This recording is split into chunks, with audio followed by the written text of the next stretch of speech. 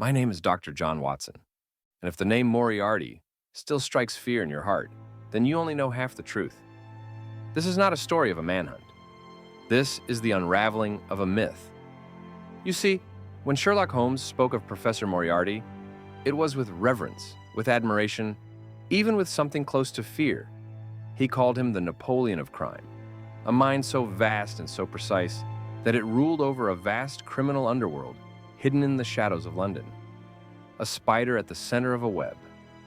But I, Watson, never once saw the spider, not in person, not in evidence, not even in rumor outside Holmes's own lips. That silence haunted me. And years after Holmes's final bow at the Reichenbach Falls, I began to dig. Not through the case files he left behind, but through the lies he hid in plain sight. And what I found was that Moriarty may not have been a man at all. He may have been something far more dangerous. An idea. Holmes first mentioned the name during a case involving missing naval intelligence. A theft with no obvious suspect, and yet Holmes claimed to know the culprit within minutes. Professor Moriarty, he declared, a man of mathematics turned mastermind. Brilliant, reclusive, invisible. Invisible indeed. I searched university registries.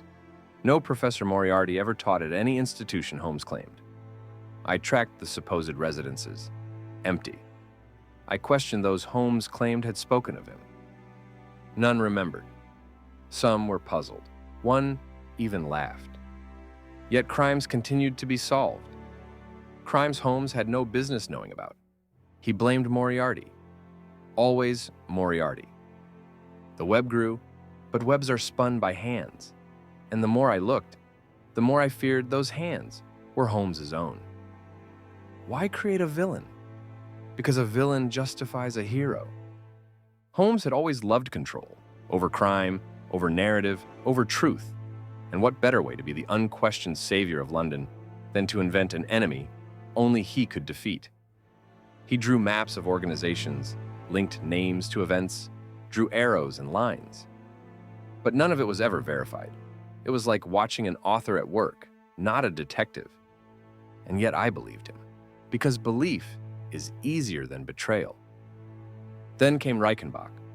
Holmes claimed he and Moriarty had fallen together, that only one of them survived. He left behind a letter explaining that Moriarty had threatened all he held dear. But no body was found, not Moriarty's, not Holmes's. Only Holmes returned. Moriarty, he said, was gone, his empire in ruins. Yet not a single gang was arrested. No evidence ever came forward. No crime syndicate collapsed.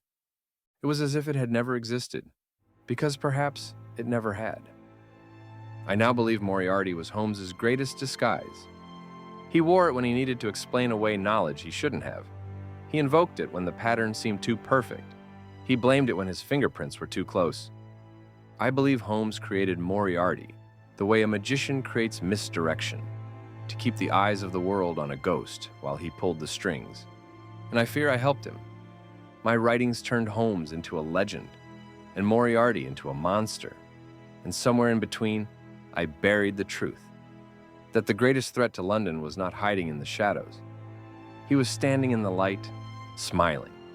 And now, all these years later, I ask you to consider this. What if Moriarty was never the villain? What if he was never even real? What if he was a mask Holmes wore to kill without consequence? And what does that make me? The chronicler of a hero, or the accomplice to a lie? This is the question I live with. This is the story the world never wanted to hear, and now you have.